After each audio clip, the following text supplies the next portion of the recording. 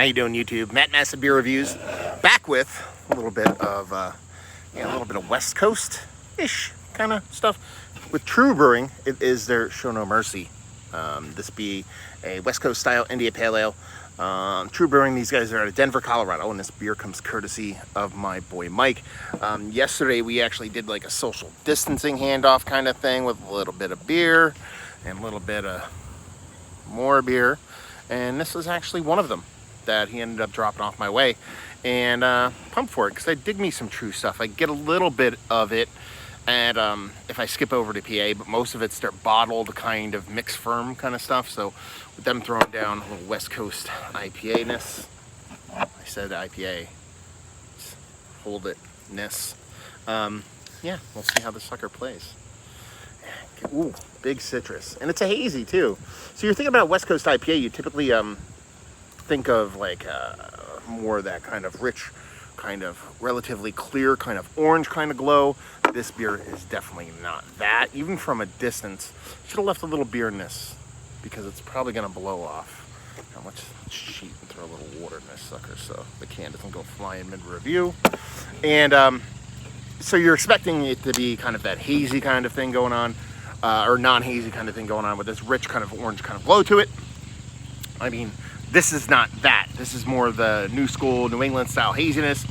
2 fingers of infinite creaminess on it. Super like pillowy kind of sort of sleeper mattress comfiness kind of floating around up top. And yeah, pretty uniform bubbles from large to micron. A little bit of eroticness kind of going on in that soft haze. You know, not something you would attribute to a West Coast IPA. See if we got a nose on this. I mean, it is big, huge citrus. It definitely has like a rindy citrus thing going on. Definitely a little bit of fruit juice, a little bit of a backfiring mower somewhere in the background. Has a couple different notes going on as far as what I can get from a distance. But there's not this big resinous thing to it.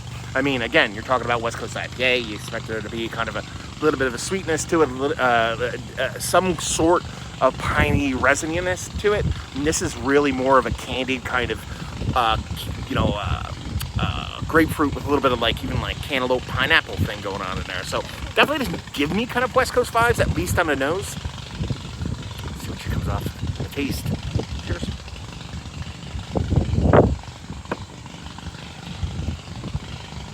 It's actually pretty cool because it's a West Coast IPA in taste.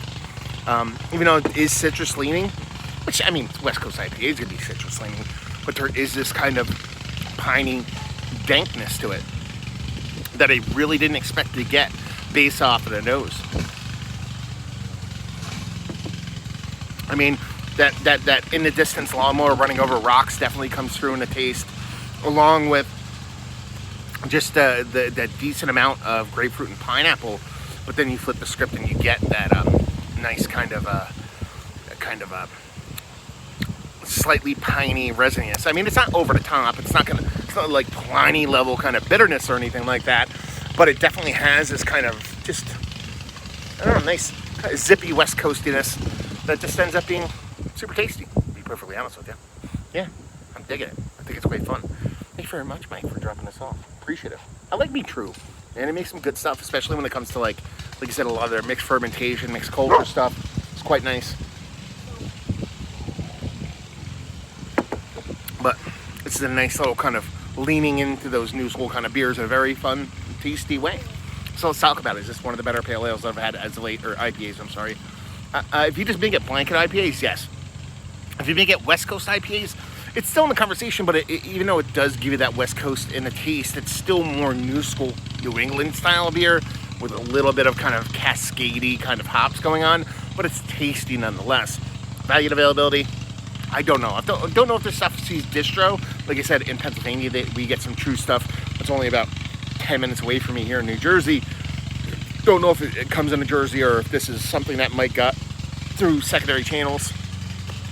Anyway, let me know you paid for this, Mike. If you got it as a trade, then I'm shit out of luck. If somebody out there in the old Colorado way wants to let me know what the deal is and leave you with, if you like what, will you like this beer? If you like New School Haze, you're not afraid of a little bit of bittering. You like a summer beer. That's the one thing that keeps coming through here. I didn't really even talk about the ABV. It's 5.6%. It's a low ABV beer, but it's giving you a big impact. So it's one of those things where it's probably one of the better lower ABV hop forward beers. So if that's really what you're into, this does not suck. So there you go. Another review in the books. Hopefully you guys enjoyed it. Hopefully you're enjoying a beautiful day. It's one of the very few beautiful days we've had this summer. It's been pretty much the hot apocalypse, the heat apocalypse, the surface of the sun apocalypse this summer, which kind of sucks because, you know, I was going to make lemonade out of lemons with COVID and be like, oh, I'll spend the whole summer outside in the farm. No, way too hot. But today's one of those days where it's kind of nice. So I'm sitting here. My wife is over there. She's knitting. The dogs are out having a blast. Taco's eating at about 37 pine cones at this point. To be shitting pine cones for a couple days. Listening to the Yankee game, watching the Yankee game, hanging out, having a couple beers. So hopefully you guys are having as much of a fantastical day. Hopefully you're enjoying a good beer right now. Hope to see you next time. Cheers.